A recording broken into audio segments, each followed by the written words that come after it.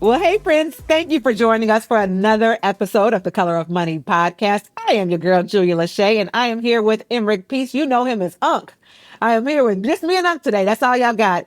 Bo and Daniel are elsewhere. And we have a very special guest, and you might be a little surprised, being that you might know this to be, some of y'all don't even know that this is a part of the Keller Williams network of podcasts, so you might not be surprised at all.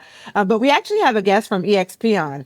And I'm really excited to introduce her because she's more than just working for EXP. She's really a big figure in the real estate industry. Kendall Bonner, that's our guest. Kendall works as the industry relations and strategic partnership person. However, I saw her moderating panels at Inman. It's where I first saw Kendall, because she is very involved in the real estate industry in general. She is a serial entrepreneur. She is a speaker. She is a coach. She's a full-time real estate professional. She's got books. She's a social media person. She's content creator, all the things in the real estate industry. And I am excited to talk to her today about real estate and leadership. Actually, we're going to talk about both of those pillars today because obviously she dabbles in all of those. She's got some great information she's going to share with us today about unconventional ways to run a real estate sales business. And then, of course, I was kind of interested in speaking to her about how she has elevated and excelled in the leadership roles and in the industry in general, as in the executive world of real estate, where it is not entirely common to see Black women who aren't working in a DEI space. Thank you. I'm honored to be here. This is truly an honor, a privilege, and I'm humbled and grateful. So thank you for having me. Tell us a little bit about yourself. As you mentioned, I am a Florida licensed attorney for, I think 22 years now. I'm born and raised in Los Angeles, California. I went to law school because my mom said JD, MD, PhD, pick one. So that's how I ended up educated. And I went to law school not actually desiring to practice law, although I did. I was a trial attorney. I picked juries. I did depositions. I've practiced in state court. I've practiced in federal because I did bankruptcies for a while. I've had my own law firm at one point with my husband. And so I've done quite a few things in my career. And the thing, though, that's always driven me, honestly, is making an impact on people's lives and doing something that felt good, that I enjoyed doing. That was something that's always been really important to me, and leveraging the skills and the talents that God has given me. So I've always chased doing things that kind of check those boxes. So that's how I ended up where I'm at today, is chasing that. How do I take something a skill I've developed, and how do I apply that in the world, and how do I use that to make an impact in the spaces that I get the privilege to be a part of? So that's where we're at today. How did that land you to being the VP of Industry Relationships and Strategic Partnerships at EXP? I probably about a year and a half, 2 years before the actual NAR lawsuit trial was set to occur, at least a year and a half before that, because I am a lawyer and I am in the real estate space and I speak realtor is what I like to say, right? So I'm able to take complicated legal concepts and make it more accessible, I'll say, to the real estate, typical real estate agent. Go ahead and say it. You dumb it down. You dumb it down for us. Go ahead and say it. No, I would never say it that way. I would never say that. I said it. You didn't say it. I said it. So, but really, it's not even about dumbing it down. It's really just about making it applicable, right? Because you have to tell it in a way that people can like understand and envision it and really see how it impacts them, because you know, that's important. And you can't function if you don't have understanding of what it actually means. And, you know, lawyers, we have a way of speaking about things that it's hard to even track it. Right. So it's like, what are you talking about? Say it simple. Or at least make it make sense, if nothing else. But anyhow, so I had been asked, actually, how this really started was Brad Inman of Inman News and Media had asked me to, it was a Inman Disconnect event, that it was one of those really small, intimate events. And he said, Kendall, I'd love for you, I'm highlighting about 4 leaders in the industry to talk about 4 different topics. And I'd really love for you to take, as a 5-minute little segment and just talk about what you think is going to happen. with specifically as it relates to the NAR lawsuits. And so I was in this event with all of these executive leaders, CEOs of different companies. Like I said, it was a really intimate, invite only, curated audience. And I'll never forget, I went last. I was the last speaker. Like Errol from Zillow spoke. Tammy Bennell, the CEO of Exit, spoke. So this is the leadership I'm amongst. There was only 4 of us asked to do these little various topics. And so apparently I did so well with my little 4 or 5 minutes that Brad said Kendall needs to speak at Inman on the main stage in Las Vegas that year. And so at the time, Inman wasn't doing, I was already doing a lot of work with them, but they hadn't done anything keynote style in a while outside of Brad himself. Everything was typically panels and things of that nature. So I ended up doing that.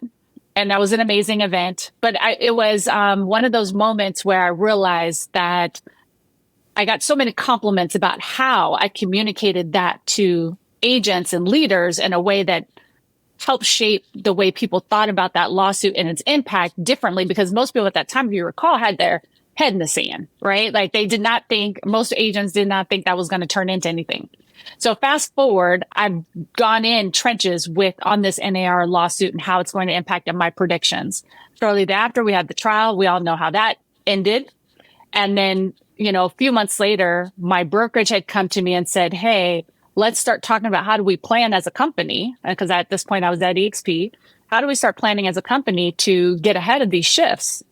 And so I was meeting with Leo Pareja at the time, who's the chief strategy officer. And so we're game planning. And he asked me, and I basically wrote up a white paper for him of this is all the things I predict are going to happen, how we might need to adjust, so on and so forth.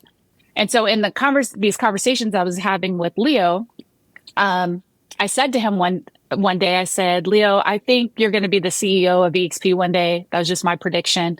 And I'd love to come work for you. And he said, oh, I don't know what's going to happen, blah, blah, blah.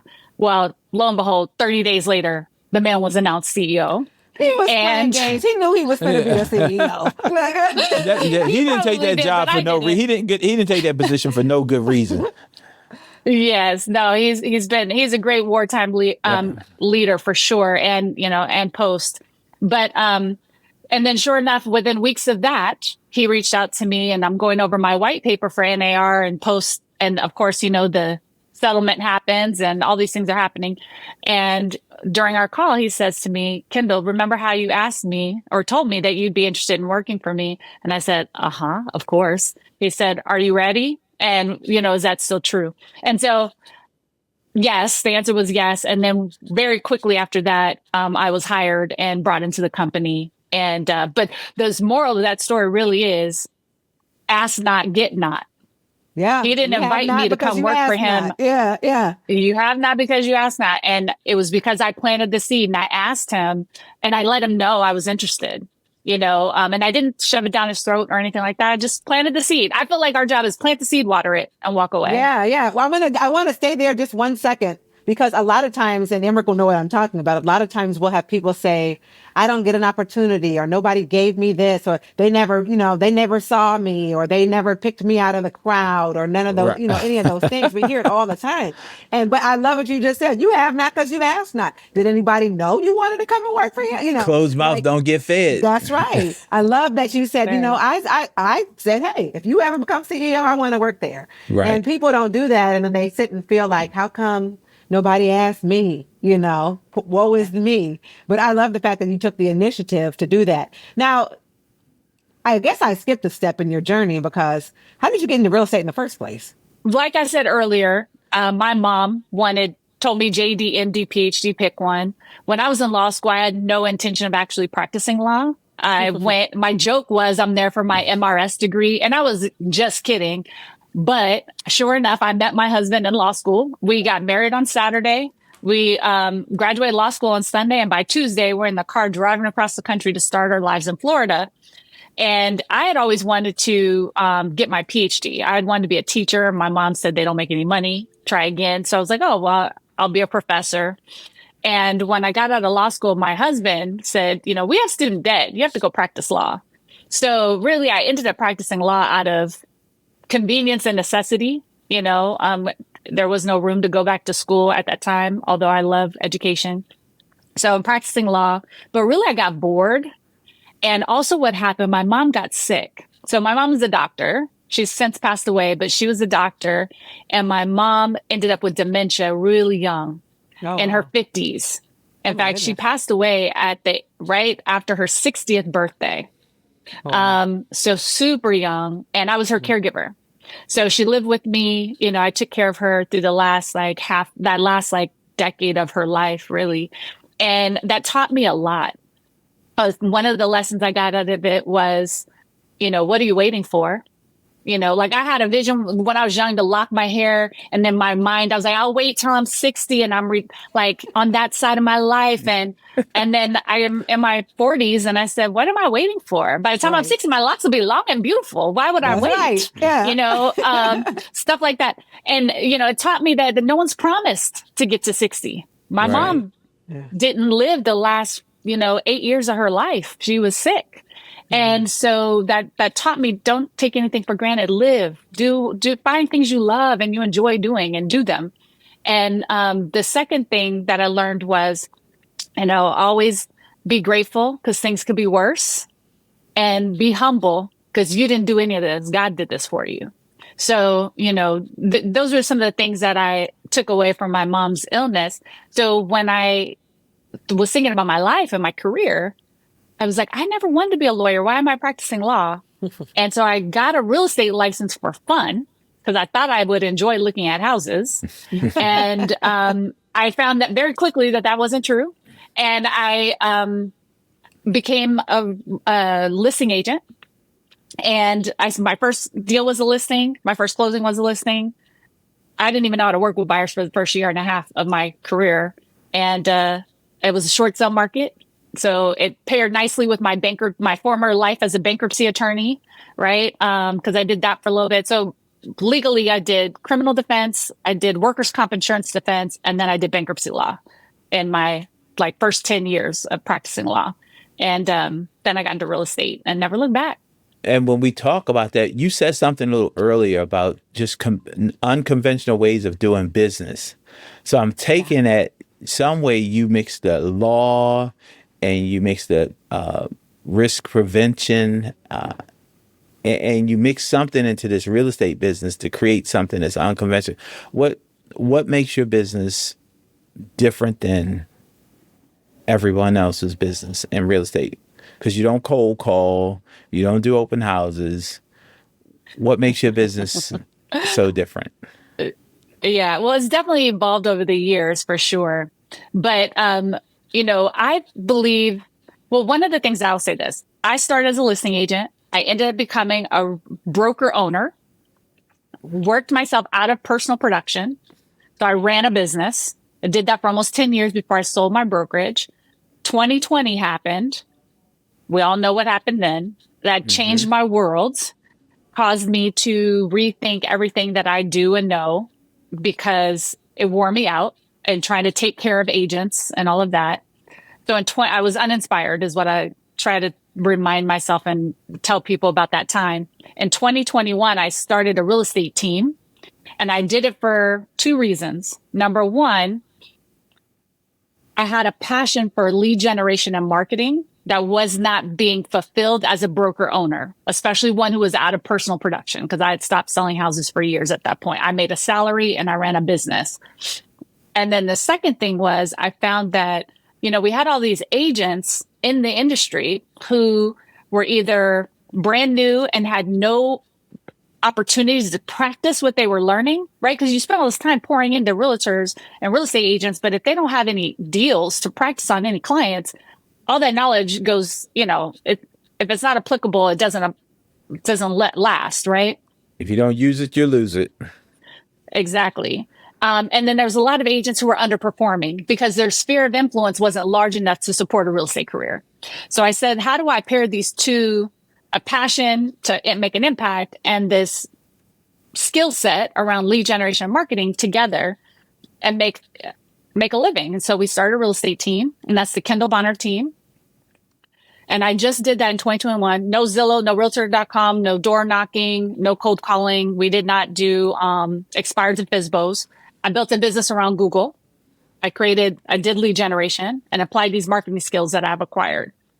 And then I trained up agents, and in 2 years, we grew that to over 80 million in volume and over 200 sides. And that was with either brand new licensees or underperforming agents, right?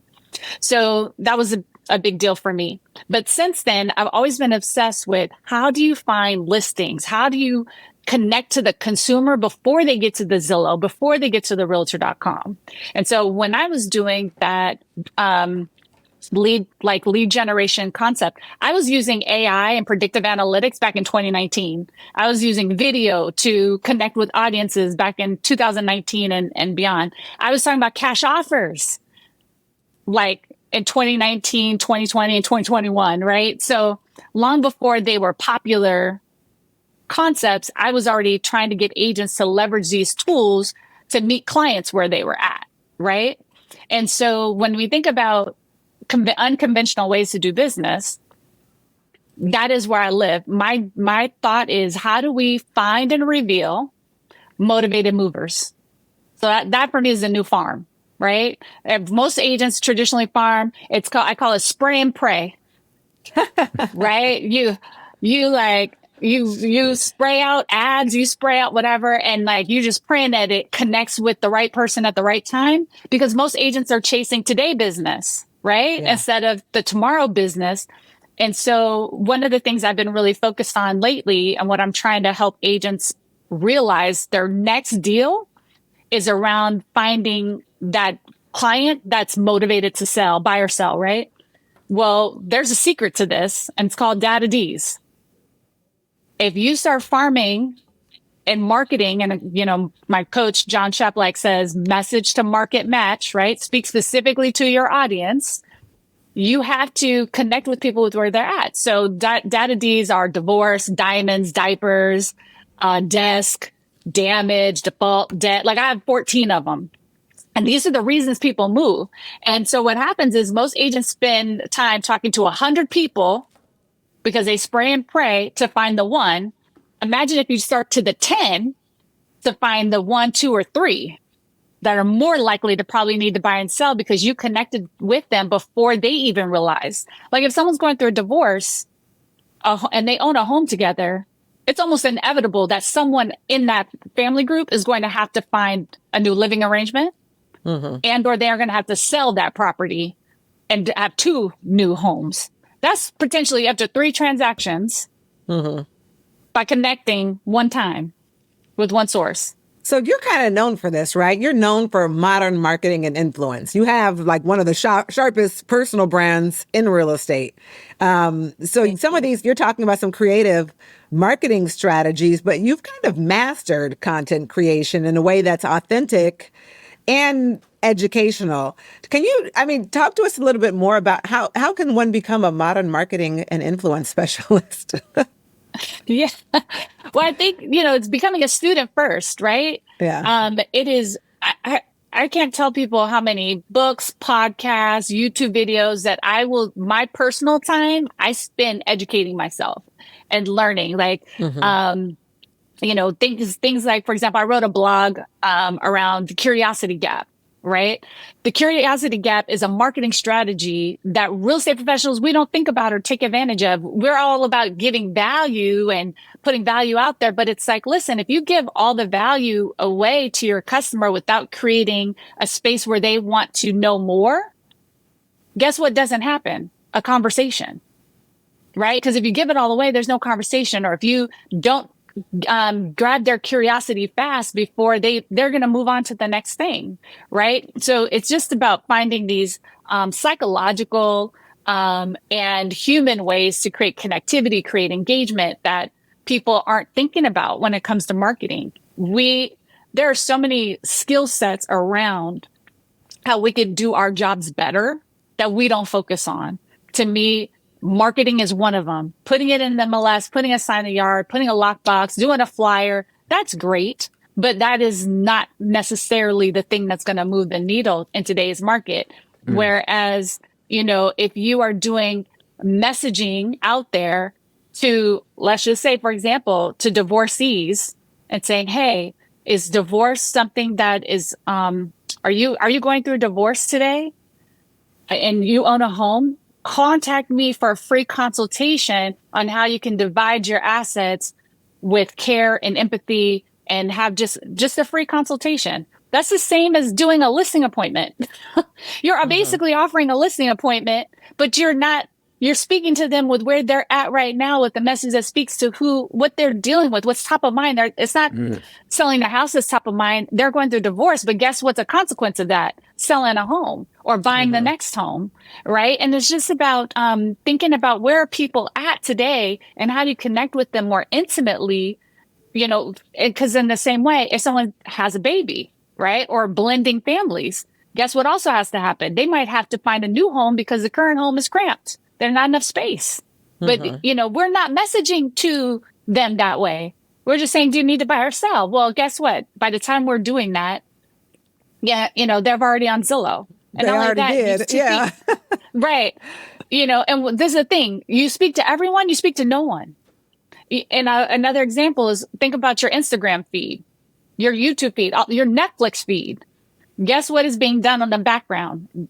They are paying attention to the data. They are paying attention to your interests. And then they're serving up to you a message that speaks to you. My data feed looks completely different than my husband's. We have completely different interests. And that's how you know it's true, right? That they're paying attention. We should be learning these techniques and strategies and applying them in our business so that we can talk to 10 people to find the 3 and deal with a lot less rejection as opposed to trying to spray and pray through the 100 or 200 to find the one.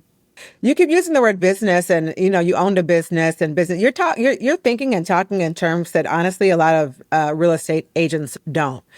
In fact, like I said, our last episode was with Jay Papazan, where we talked about the first thing in his rookie real estate agent book was helping agents learn to think about their real estate practice as an actual business. How do you feel about that? In your opinion, how should agents be thinking about business ownership? You were a broker owner, you owned a real estate business, or even if it's just their personal business, how should people be thinking about real estate in terms of business ownership?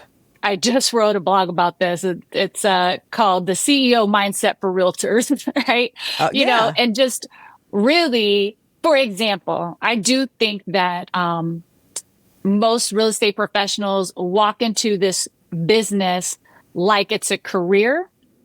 And it's real. I mean, it is a career, but it really is a business. And, the thing that I think that some of the mistakes agents make, for example, who walks into a business without a budget or a plan, right? A business plan. Right. Yeah. Realtors do.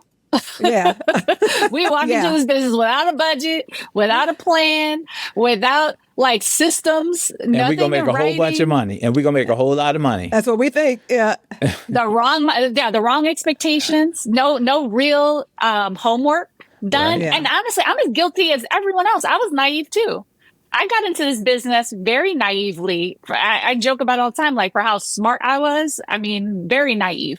But the good thing is because I'd been a business owner before, I quickly realized, oh no, this is a business, right? And businesses need leads, businesses need marketing, businesses need money, businesses need staff, right?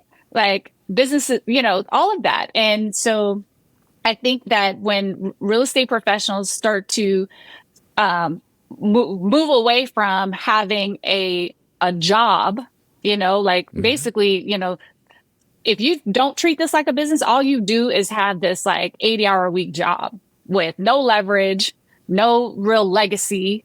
Because i.e. you step away, the business stops running, right? I have businesses that right now I have a full job. I have a business on the side that's running without me. I have agents closing transactions in my name. Is that the sales business? The Kendall Bonner team. Yeah, And let me tell you this. Let's break 2 myths that agents have about teams. One, that you have to be if it's your team, the clients aren't going to work with you. Ask me how many of our clients have ever spoken to me, much less done a transaction with me since I started the Kendall Bonner team. None. They've never even met me. They don't speak to me. They don't deal with me. And we close hundreds of transactions every year under the name and the brand of Kendall Bonner. You've been a broker owner before, Yes. and now you own a team. Yes. I'm going to say something, and I want you to go into this. So many people believe that they have to own a company, they have to be the broker, and they have to open up a new shop in order to own something.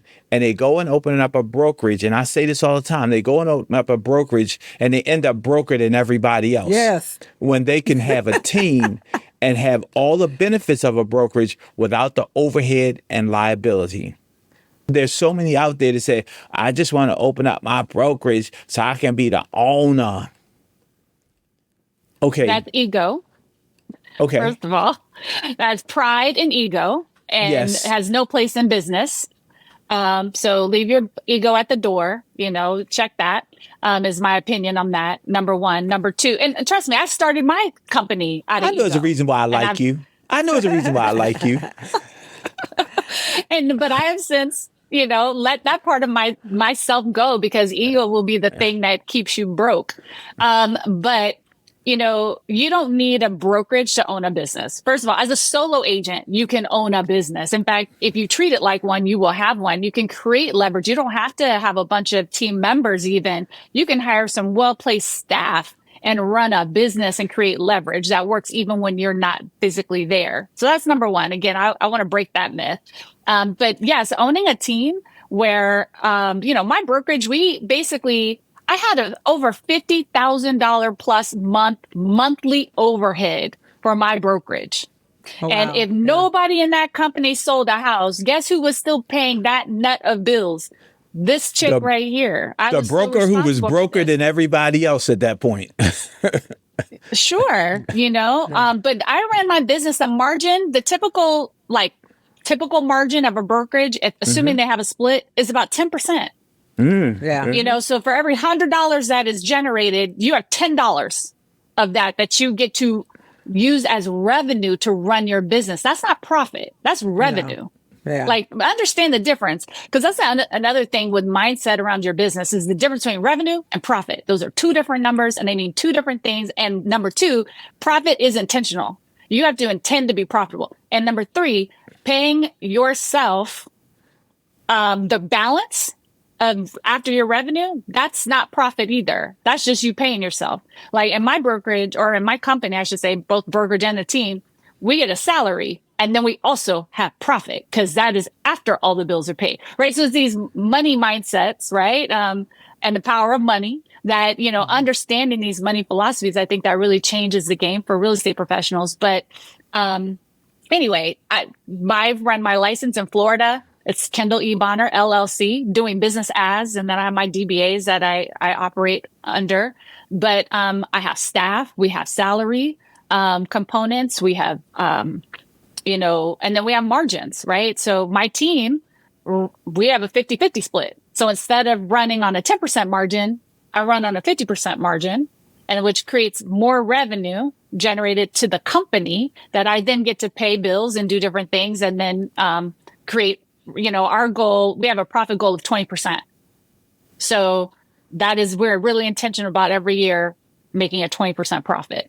I have an agent at my brokerage right now. He's like, this is just, we're paying you all too much money. I'm going to leave and start my own brokerage. I'm going to do all, the same thing you're saying. He's got a great idea, and it's going to be a great business. And to Emerick's point and to your point, it's really way more successful as a team structure, but they literally thinking what you just said. And this, he's literally on the beginning of your journey to exploring the option of that's not going to be what you think it is. And I've always been in that mindset. Now I've taught classes with people, or in my name my classes, are you the broker or are you brokered than everyone else? Yeah. And so I just wanted to have that conversation because you brought it up, and I was like, this is a great place for those who operate a business and they say, well, I want to open up a brokerage. A team is more profitable. And again, echoing off of what Jay Papazan just said, he just talked about teams and the benefits of teams. So hopefully our listeners who are tuning in every week, you're seeing the common thread that all of these highly successful people are sharing with you and you're actually applying them. Hopefully this is getting through. Yeah. And also, too, let's make a comment, too, around commissions. A lot of agents mistakenly think that commissions are something where the broker's taking your revenue. It's like, listen, you're going to spend it somewhere, right? So if your broker is charging you commission, again, that's just a cost benefit analysis. You do need to do the work of figuring out, well, if I had 100% commission wherever I'm at, I'm still going to spend that money because I still need tools, services, there's a list of things. And so if your brokerage is able to provide you those things as a part of the compensation model that they have with you, a lot of times that is a win because guess what? The reality is you're probably closing 3 to 10 transactions. And when you add up that dollar amount that you invested with your broker, you probably would have spent that and more if you got all that commission. And you had to buy all those tools yourself, right? And then now you don't have the benefit of having someone work through that with you. And not only that, there's a cost. There is such a cost to having, number one, being alone. That's the other thing. You go become a broker owner, you become super isolated. And now the buck stops with you. You don't have a broker that you get to go to kind of, hey, let's work through this question, this Q&A, this situation, this scenario. It's hard to find community amongst other brokers because it's such a competitive market. So, it can be lonely on your own. In fact, I'm talking to a broker right now in another market who's independent broker and is like, you know what? I think I just need to go and be a team model and collaborate and be around other leaders. But in a model where I'm not alone anymore. That's another thing. Yeah. Like that whole conversation right there.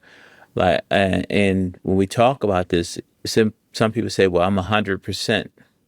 There's no such thing as 100% in real estate. There's none. I was at 100% company.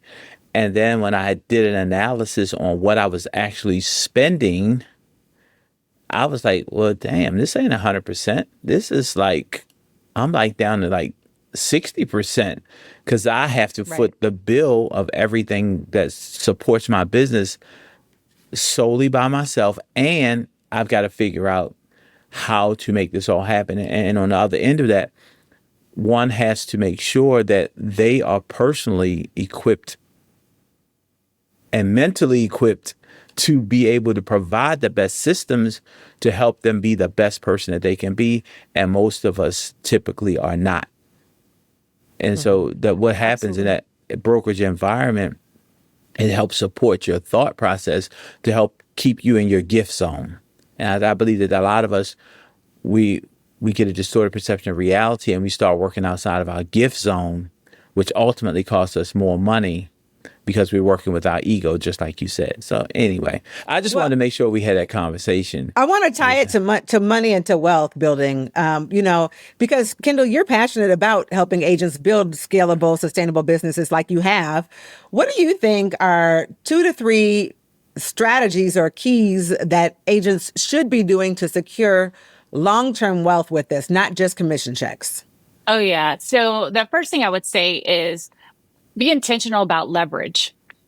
Most people think that it's cheaper if they do it themselves, and it's actually more expensive. Yes.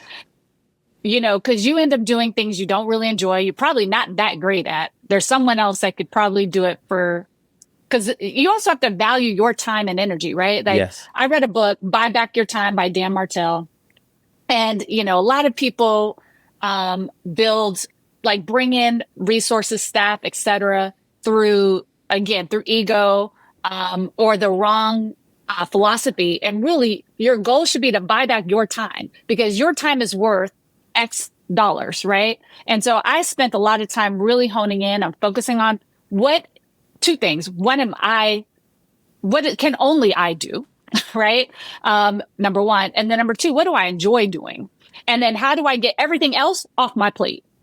Meaning, if I don't need to be the one to do it, how can I get someone else to do it for cheaper than it would cost me to do it, right? If my time is worth $100 an hour, how do I find someone that can do it for $15 an hour, right? So then I can focus on those $100 an hour activities, spend more time. So that's number one, finding leverage. And then number two, I would say multiple streams of revenue. We are not tapping into all the things and all the revenue makers around our businesses. Sometimes multiple streams of revenue does not have to equal 10 different businesses. I've done that. I've made that mistake before where I felt like I had to own 3 different franchises. When you do that, you end up, with 3 businesses. And honestly, it's hard to run 3 businesses, especially if you are trying to do it all yourself and you're not trying to create that leverage, meaning who can I bring in to run those businesses for me? So really, how do I take a single point of income, right? Let's just say a buyer or a seller. And how do I find ways around that one transaction to make revenue off the same thing, right? Or the same resource, right? So it's like finding different things that you can do that are already within your wheelhouse, within your skill set to tap into multiple streams of revenue. But I do believe, even though I said I don't want to, I'm not the expert at this by any means, but why are we not investing in real estate? Right. Many of us are not investing in real estate the way we could or should. It's like someone said the other day that I thought was super smart. It's like insider trading, which would be illegal on Wall Street. Right. But we get to do it legally in real estate, right? We get tapped into the best deals first. We have access first. We know it before it even goes in the market. And you have the opportunity legally to go transact that and turn that into wealth for ourselves. But yet we don't see it that way. We don't see the opportunity. And it's like, we should. And that question comes back to, and this is the thing that I always talk about, are you buying what you're selling? Mm-hmm. Are you buying what you're selling? And then one of the other things that you said, you talked about multiple streams of income. And I was laughing because I've had this conversation numerous times. Do you have multiple streams of income or do you have multiple ways of going broke? And a lot of times people have multiple ways of going broke because they're not properly equipped to run 4 or 5 businesses at the same time. And 2, the whole idea of multiple streams of income is that when you open up something and you start running a business, you are able to replace yourself and have someone else step in and run it without it impacting the rest of your life. Your business has to run while you can't. Well, Kendall, what's next for you? The thing that God has really placed in my heart, I've been really in prayer about my mission, my purpose, and I want it to be like a faith-filled and God-filled purpose, right? How can I make an impact? And so God and I have been really in deep conversations about this. And, I think what's next is I have a book in mind that I want to write that I think is potentially got an opportunity to change the game for realtors and real estate agents to really think differently about their businesses and ways that they can grow. And the reason I say it's important is because I see the same thing over and over again. I see people talk about, oh, go all in on YouTube or go all in on social media or go call a neighborhood or go call expireds. And, all of that for me is what we call red ocean, meaning everybody's doing that. What if I could help you see a blue ocean where there's not a lot of competition, but there's a lot of meat, there's a lot of fish, there's a lot of fishing to be done in that blue ocean. So that's, I think, my next step. Do you want to tell us what the book might be called or about? My goal, though, is to get it done before the end of this year. It's going to be a playbook. I can say that. It'll be a playbook with examples, strategies. And I actually am looking for 2 to 3 people that I could work with where they could be literally applying these things that I'm saying so they can be testimonies to like how this works. Because it needs to not just be me, right? Like I can say it works, but if I can get 2 or 3 others that I can bring along with me and say, here, do this, do that, do this, do that. And I've done the coaching. I don't want to coach. I'm not charging money for this. I just want people who are committed to doing it. And I want to see their lives changed. And their commitment to me will be a testimony for me. What I want everybody to really understand is that here at the Color of Money podcast, we don't really care what company you're with, what brand you're with. What we really care about is great content for our listeners. Kendall's with EXP. We've had some Remax. We've had some different folks on our podcast. The reality is that we want to bring you great information from great sources to empower you to be in a different place in your life. So at the colormoneypodcast.com, that's what right. we do. And how about you, Kendall? Any final thoughts for our audience? What's the one thing you would want these listeners to leave knowing about Kendall Bonner? Yeah. So thank you for asking that. It's one of my favorite things to do is to leave the audience with something that they can marinate on after this conversation is over. So I'm going to give you guys some time. Go get some pen and papers because you want to write this down. This one's one of those things that like you will not want to miss this because it is something that will hopefully speak to you long after this conversation is over. And it comes from a book that I read called The Road Less Stupid by Keith Cunningham. It's a business book. It's about entrepreneurship. It has nothing to do with real estate. And he said something that really resonated with me, and I've never been able to forget it, which is the quality of your life is a direct reflection of what you make non-negotiable.